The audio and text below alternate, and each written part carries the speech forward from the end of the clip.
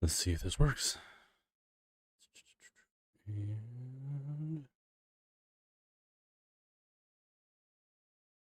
we good. We good.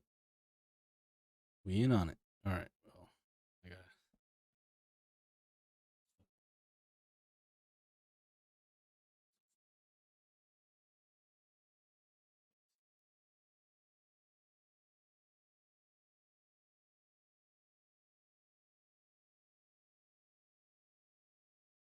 If we do that. Yeah, I mean it's still pretty bright. But whatever. Let's see.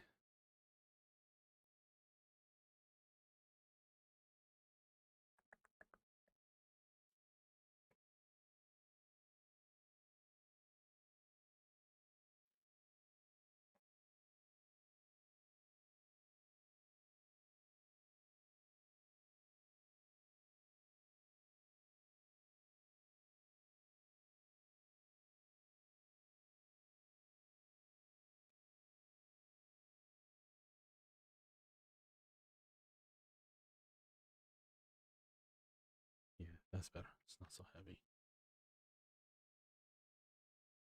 That's a lot better. Yeah, I can see the reflection though. So we will do that. All right, time to go public. Boom. We're public now. We are live. Welcome, everybody, to the first episode, I guess, of AhjuTALKS, in which I will just talk about, stuff that I want to talk about now. But for this one, this is in the category. This is for my sports pod. What do you want to call it? Sports pod uh, jargon that I want to put out. But welcome. So today we are talking about the NFL draft. More so where it comes to the Chargers. Now, if you guys see right over here, I am here obviously with my co-host H. That's my co-host right there. This is AhjuTALKS with co-host H, and we're talking about this just the draft that just finished for the Chargers. I think this draft, in my opinion, for the Chargers, is a pretty solid draft. They didn't trade their picks. They didn't go anywhere. They stayed put, which is always a good sign for me as a fan of a sports team. It's always nice to see when your team is like they have multiple plans laid out of where they feel like players are going to fall to them, who they're going to draft, especially if they're not moving down, right? If they're moving up in the draft, that typically means that there is a player that they want bad and that they think someone's going to take. In this case, they didn't move anywhere. In comparison to like last year or like 2 years ago or something like that, the Chargers typically move up. They don't seem to really move down the draft. They seem to move up in the draft. So that was nice to see that they didn't go anywhere. They stayed where they needed to stay, and they got the job. What they wanted to do, they got it done. That is nice to see. Now let's talk about the draft picks, right? The Chargers' first pick, they picked 21. So as a fan, I already knew that one, they were going to talk about, and they were going to get not like the extreme top tier players unless that person like falls for some odd reason. Let me fix my title here.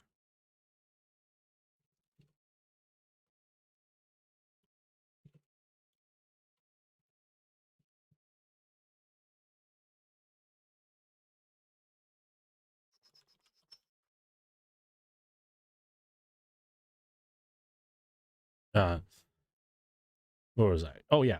So unless like someone was, was gonna fall to them, then they were not gonna get any extreme high players. But it was interesting because I don't just watch the draft, right? I don't just track the draft because I can't really watch. I'm I get kind of really busy, so I don't just track the draft. I After the draft happens, I watch like exclusive behind the scene videos of the team on their channel, their YouTube network channel. I watch like their little videos of like when they draft the guys, what they say to them, and I always take those little tidbits into consideration. I feel like if you, as a fan, you have to watch those things because if you don't watch the team videos, you're not going to really know where the team's coming from and how they feel about a certain player. Especially like when it comes to like drafting them or paying them or, just kind of like what goes on with where they're seated throughout the season. For instance, a perfect example is this. I've always been like not on the Josh Palmer hype train. And the reason why is because when I watch him play, it looks like he's more interested in the one-on-one battles. He's more interested in trying to like, juke a guy in his route running. He's more interested in those type of things than he is in terms of the play breakdown. What do I mean by that? Josh Palmer isn't really when I watch him practice and stuff and the things he says during the practices, it comes off more like he doesn't care so much about what the play is planning out. Like, you're going to be running this slant route. Now you only have 3 seconds to get open, but he's not really interested in that. He's more interested in making sure that he crosses over this dude, right? Whether he gets the catch or not, he's more interested. If he can beat this guy, he's going to look good. He's going to like it. He wants that highlight play. Whereas sometimes it's like, yo, Josh, we just need you to run a simple slant route, get open, get a few yards, done deal. No, he's like, no, I want to clown this guy. I want to clown this guy. And at the same time, I want to catch this ball and make a big ass play. And a lot of times in the NFL, it doesn't work that way. A lot of times the NFL doesn't work. A lot of times the NFL is just about doing your job. And so that's like, the example of what I mean. And you can kind of see that. There was a video where it was like the exclusive Josh Palmer video last season during training camp.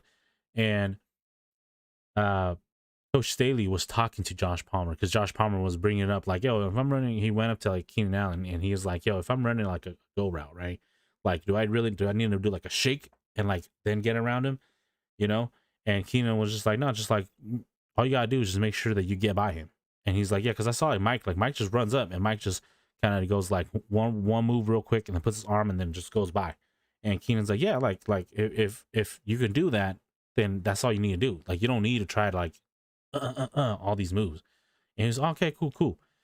And then like Coach Staley and him was having this conversation where Coach Staley was explaining to him that, Josh, you don't need to do all this extra stuff.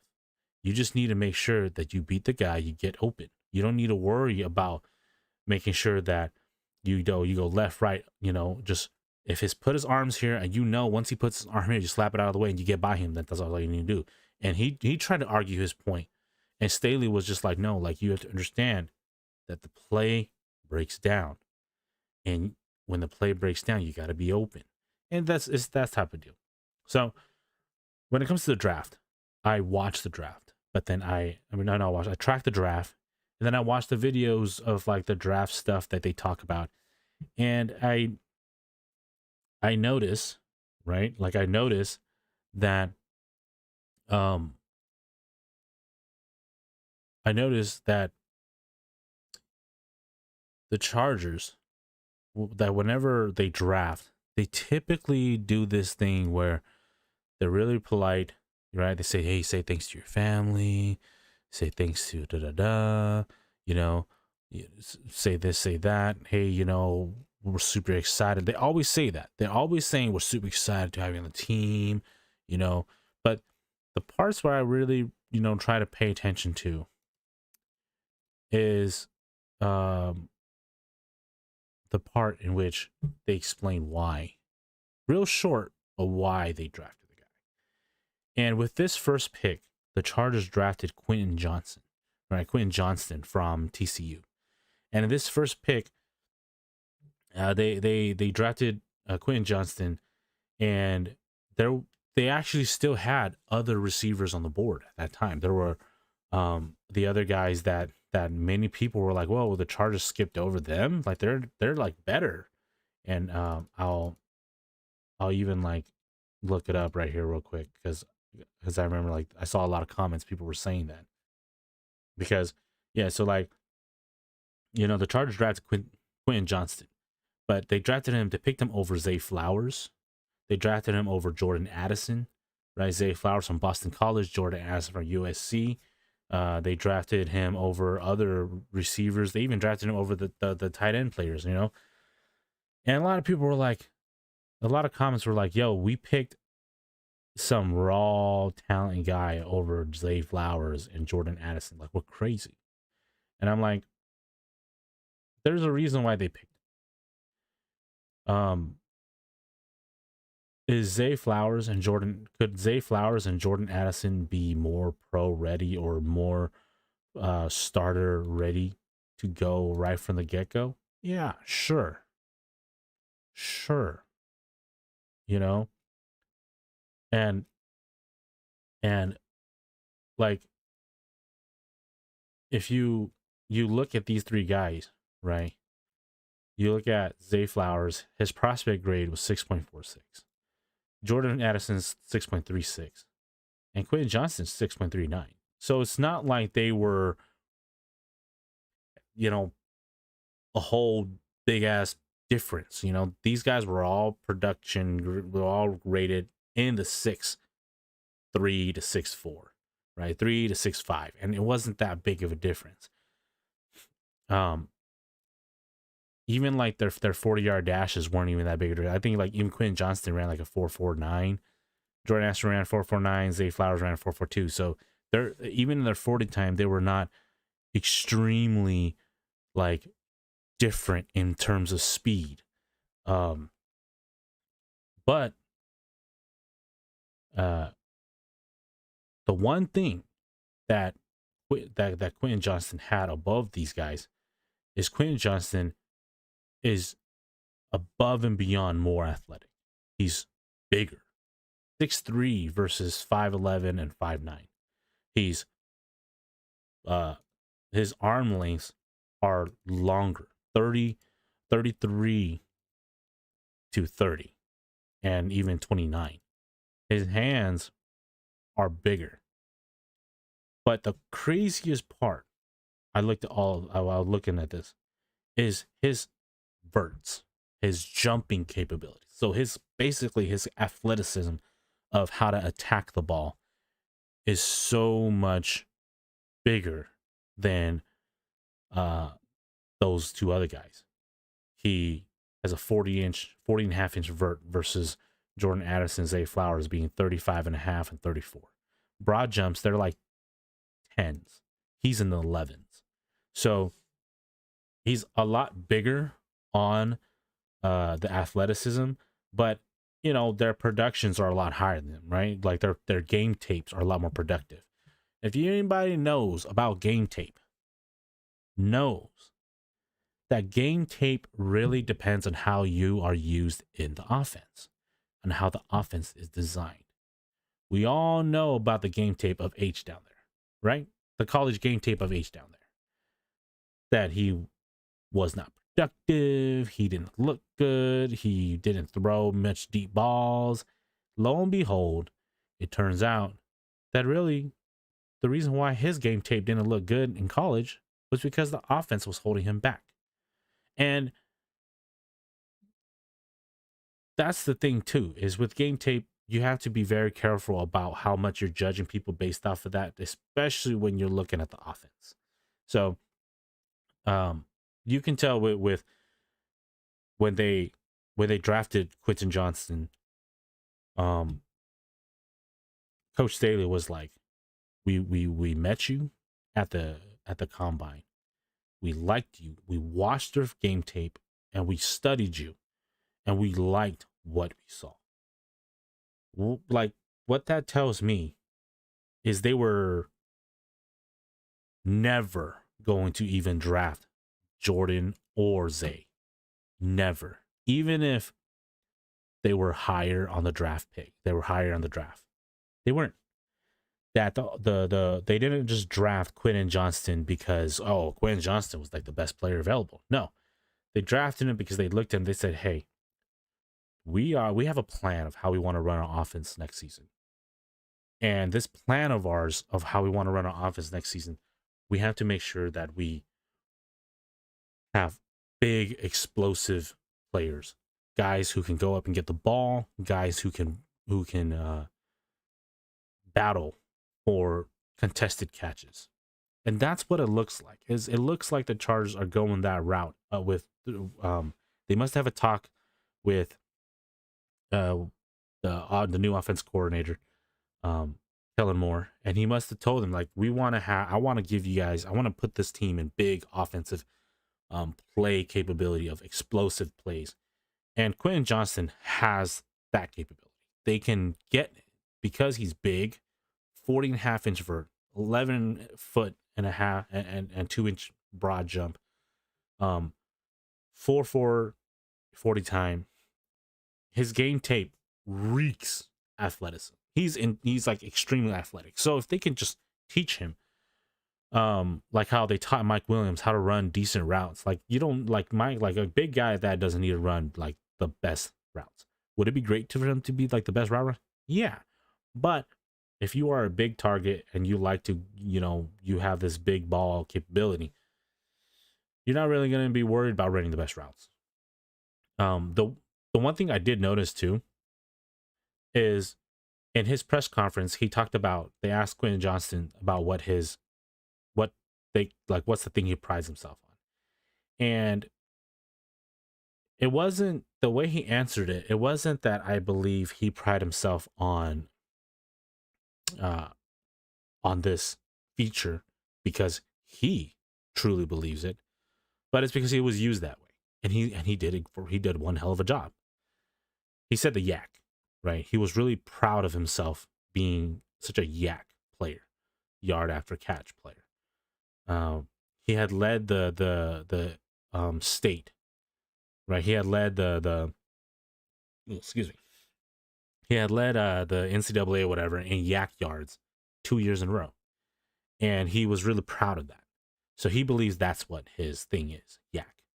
But I think even he doesn't know what he's really capable of. I think that he probably wants to do he probably has some big play in him in terms of like jump ball, in terms of like throwing the ball towards him and catching it for big plays. I think he can do that. He just doesn't know that he can do it, but he sure as hell has the potential to do it. And I think that a guy like Mike will be able to teach him that. So I think this first pick, hands down, is a for them. I'm not trying to be biased here. The reason why I'm grading it as A is, first of all, I believe they got the guy they wanted. 2, he's going to fit the scheme, the system that they are trying to do. They are trying to run explosive plays. He's going to fit that. He doesn't need to be the best route runner, because with explosive plays, it's just about designing the best play to get a guy big yards. And this guy led the NCAA in yak, right? So, I mean, if you want to have big plays, explosive plays, you got to be able to get the yak. And he did that. So I think that this is an A for that reason. Their pick number 2, they drafted Tuli Pelotu, right? So this guy is an edge rusher from USC. Best part, he led the NCAA in sacks. 22, I believe. 22 or 23.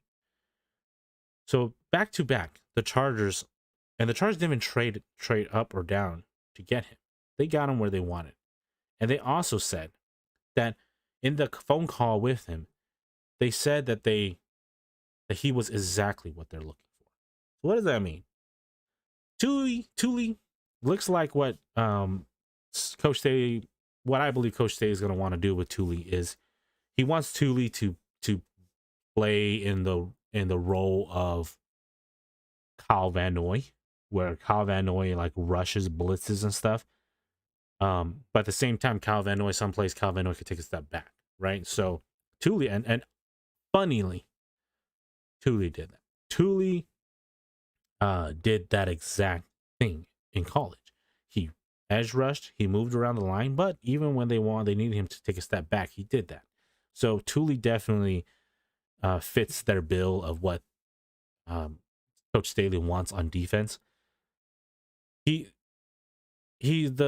unfortunate thing, right? He's short. He's 6'3" only for an edge rusher. He's a linebacker, but he's an edge rusher. So he's not really gonna be like backing up all the time, have like playing zone coverage and stuff. He's gonna be doing rushing. So he's gonna have his work cut out for him, because in the NFL, the talent is all basically there, and it's just about scheming to make the talent better, bigger, better. So he's gonna have to deal with bigger dudes than him.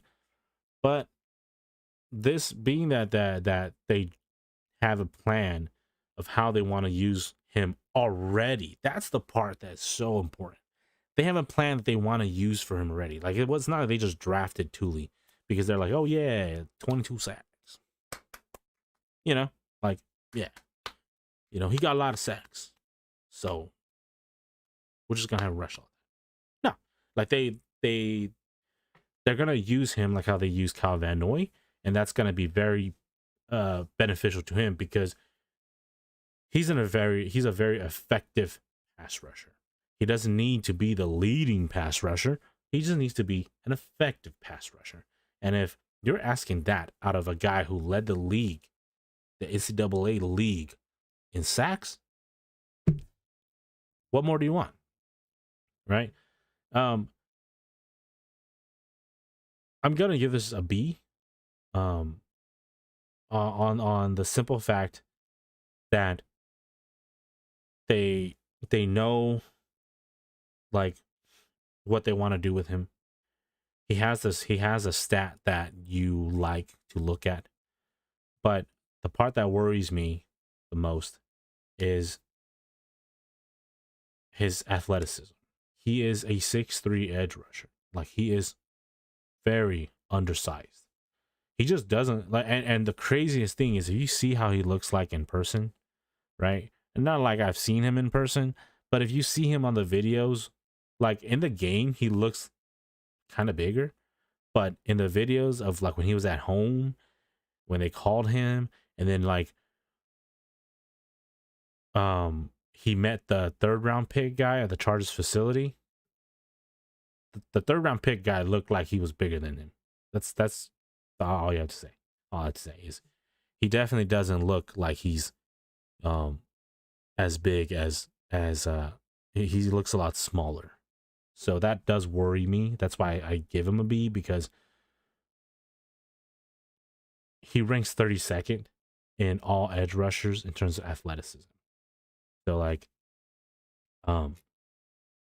he doesn't even have like he didn't even go to the combine, because they would have they probably would have like killed him over being 6'3" and an edge rusher.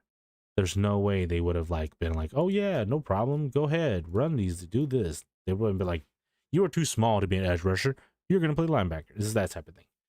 So yeah, like even in terms of edge rank, he's 13th production score. He's ranked 8th for a guy who got drafted in the second round, ranked 8th in terms of production for edges, and 13th in total score, being that he's the worst ranked in terms of athleticism. That's not bad. It's a B rank. That's a B grade. So I'm cool with that. In the 3rd round, the Chargers drafted Diane Henley. Is it Diane Henley or Dayan Henley? Let's just say Dayan, because it's like saying, right? So Dayan Henley from Washington State, linebacker from Washington State. He is also another homegrown guy. He's also another home guy, LA guy. He has a prospect grade of 6.2. This was their third round draft pick. And what is crazy is this guy ran a 4.54 40 time as a linebacker. 6'1", 225. He's looks smaller too. He's not like this big old linebacker, but a lot of linebackers have gotten smaller over the years because of speed, right? So, but I mean, his production, he's ranked 6th, athleticism ranked 8th, and the total score ranked 4th. So you're talking about the Chargers after 2 rounds, 64 picks have gone, right? 64 players have been drafted, and then you add on another 20. So 84 players have been drafted. They landed Dan Henley. Uh, like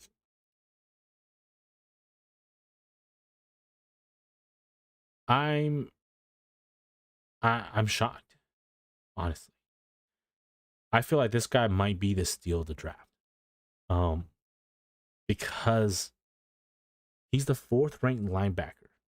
And we know right now in the league, everybody needs linebackers. Linebackers are a position where you need to have good depth because they are having to do so much. They're having to cover, blitz, run stuff, everything. And for him to fall to the Chargers in the 3rd round, being the 4th ranked linebacker, that is one hell of a steal. This one I give him an A. This is definitely a grade draft, a grade pick because he like you have to understand that they had the NFL, they have this rating, right, called like the prospect rate. And they like what they say, like, oh, what can he be? And they say, well, he can be an average starter. You know what I see? I see starter, not a backup, starter.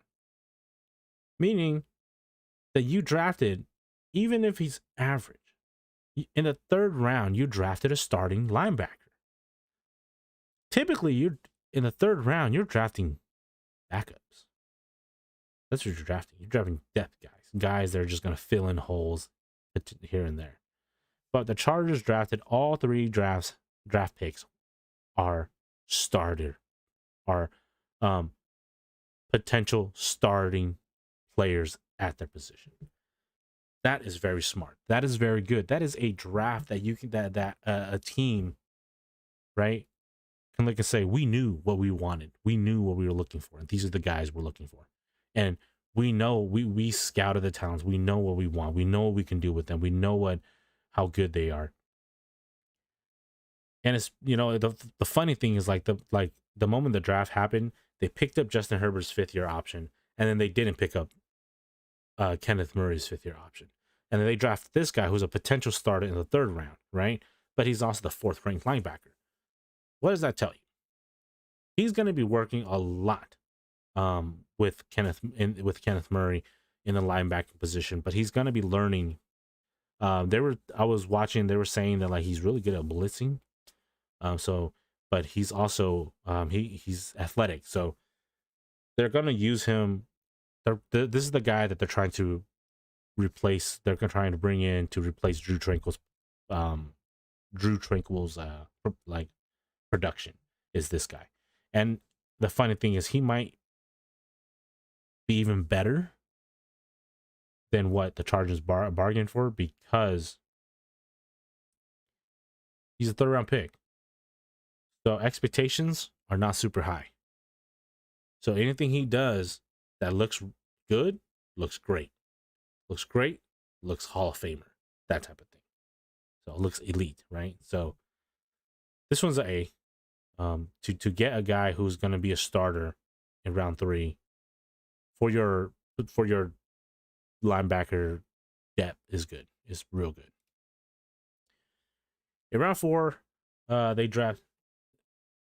In round 4, they drafted Darius Davis.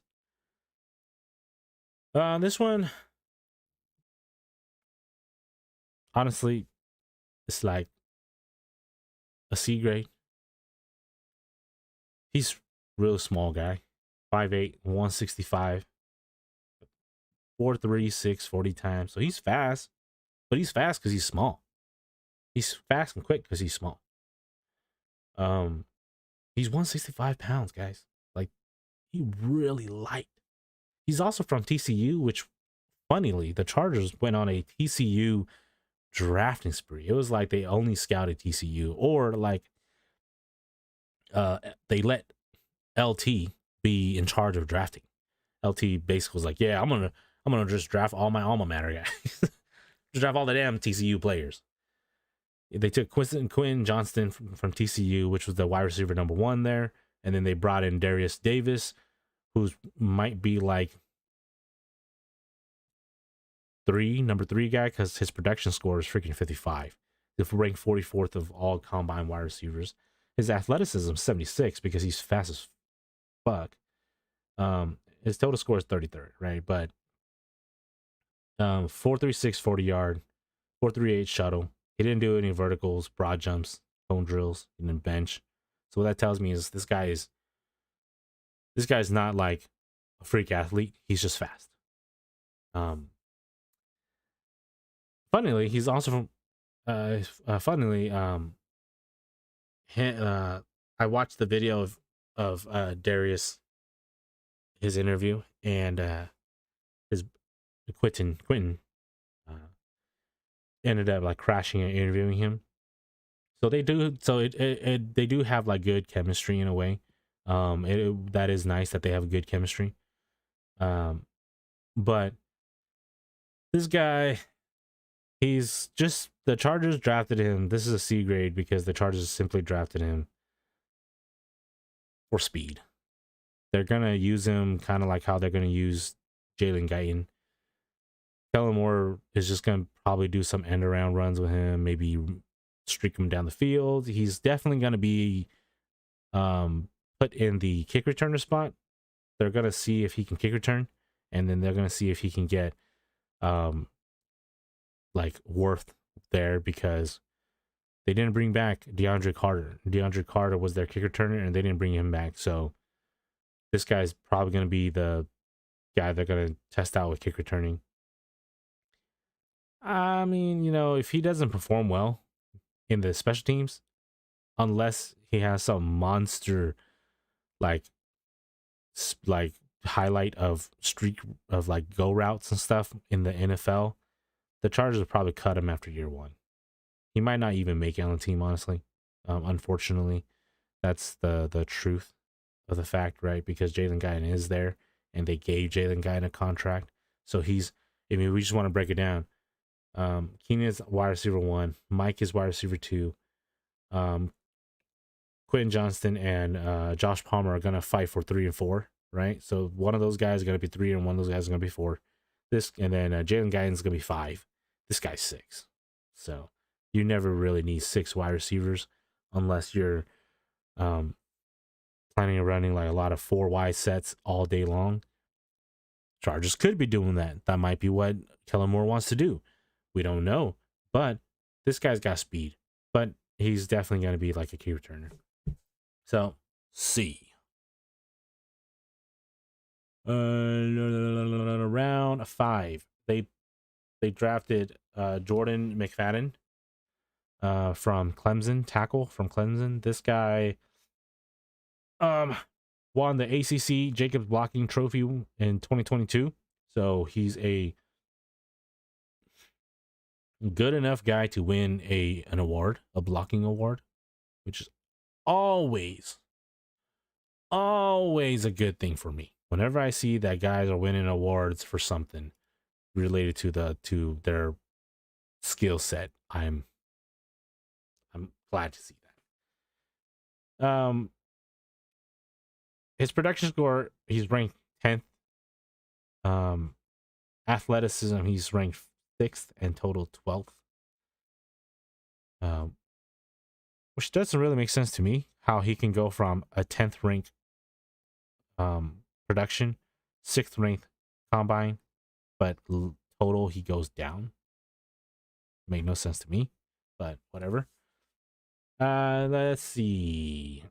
They say that he has the potential to develop into a starter, but he is a good backup, which is what they wanted, which is what they really need. They don't need a starting guard tackle type of player. He's a guard, but he did play as left tackle in college.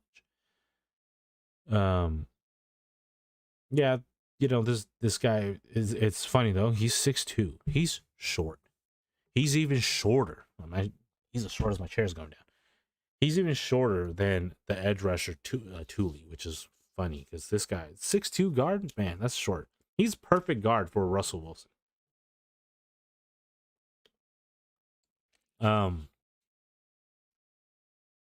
Let's see. Yeah, I mean, I'd give this a C grade as well. The Chargers are just drafting a guy to fill in a backup position.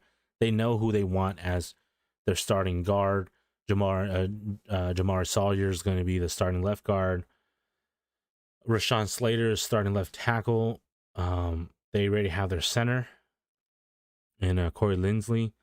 They have Zion Johnson as the right guard. The right tackle position, they think they brought back Trey Pipkins for right tackle, I believe. If they didn't, then they might have this guy try a right tackle and see what happens there. But you never know. Yeah, this is a C grade for me. His production is not too good, right? The production from him isn't sitting well with me, being that like he's so like far down in terms of production, but for being a 6'2" guy, he's pretty athletic. But then what I'm looking at, like what they want him for, and the fact that he's has potential to be a starter, which is good. Which, that's not a very bad thing to have. So C grade. Round 6, I believe. Yeah, they drafted Boise State defensive tackle Scott Matlock. 6'4", 308. This guy is a big man. He's a wide man. 6'4", so he's pretty short. I'm not, guys. And remember, guys, I'm not saying he's short because I'm tall. I'm saying he's pretty short because I'm comparing him to his constituents. Defensive tackles are usually 6'6" and up, and he's 6'4", so he's relatively on the shorter end of defensive tackle heights. But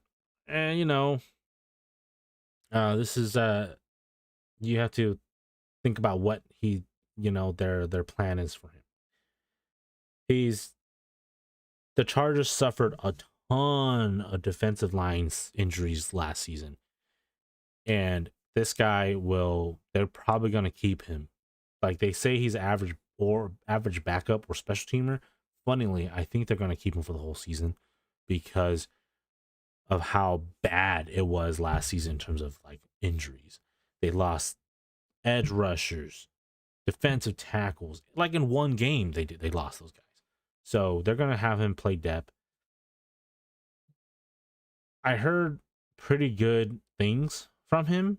So, like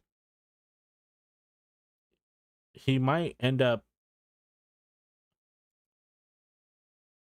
like he might end up being really good for the Chargers, honestly, because there's not a lot of expectations for him, but then there's so much talent around him. That's the part that helps out. This one is a D. D because I wouldn't have gone defensive tackle at this spot, but they're going defensive tackle. And then their last pick, their last pick is a very interesting last pick. The Chargers selected Max Duggan, the quarterback, not just the quarterback, the starting quarterback from TCU.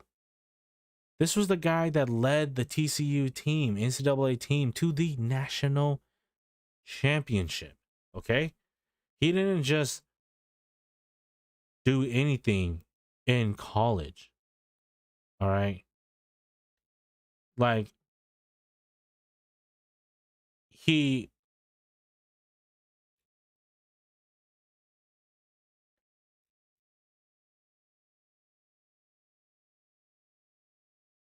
he did a lot. He did like big things in college.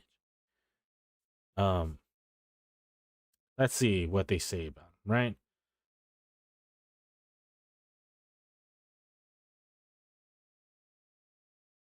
He was the Heisman runner up, ranked ninth, which is crazy that which is crazy that he fell all the way to the sixth round. But it just shows you just how much they really value physical talent and um like game tape that really, you know, puts a big thing on you. And what I mean by that is, hold up.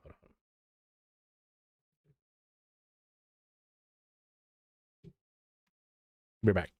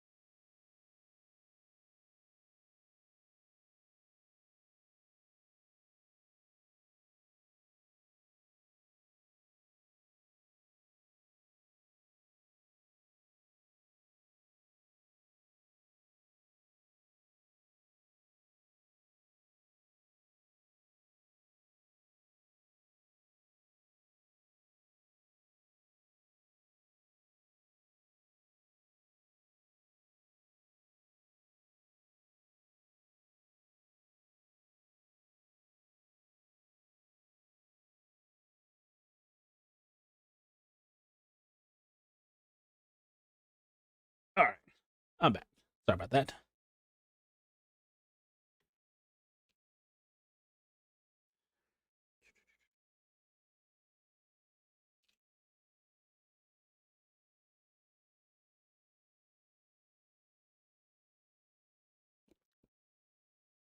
Oh boy. Oh yes, we were talking about Max Duggan. It's very interesting on what's going to happen here. They drafted Max Duggan, and in the with their final pick, right, in the round 7. And for this guy to have the type of season he did in college, um, people are comparing him to like Sam Ellinger, right? But they um they don't even like believe that he can be a starter because of his talent, his like skill level talent. But he might be a guy that is a really good motivator of men, which is very interesting. And the reason why I put it this way, they usually say that the backup quarterback's job is to watch film tape and to tell the starting quarterback, "Hey, I'm catching this, I'm seeing that, watch out." But his other job is to also kind of be always ready to play if the starting quarterback gets hurt. And Max Duggan, it wasn't like Max Duggan tore up the NCAA in his entire time playing. Matter of fact, he looked average. His when watching his game tape, even though he threw it a lot of times downfield, he even though he threw a bunch of times down the field, it looked like a lot of the passes he threw were underthrown, which told me that he doesn't have a rocket arm. He has a good arm, but not great, right? So let's just say like an Alex Smith. But um, he ran a lot. He runs a 4.52 40 time. Um, but then like he has this, like, one of his strengths, right? Was like one of a quote, a quote that a source said after evaluating him was that he has great leadership. He's not super talented, but coaches will like him more than other quarterbacks in the room. Also, they were saying that he like aced the drawing board, the Steve Mariucci drawing board thing. He aced it. Like, he took over that shit. So he might end up being a very, very key backup piece for the Chargers' success. Because if he knows his shit, he knows how to break down tape, that's going to help out Justin Herbert. Not only that, if he has a lot of intangibles, he might not be a backup long. I'm just going to be honest. He might not be a backup long if he has good intangibles, like great intangibles. And the Chargers might end up having to trade him if he ends up becoming like a very big thing.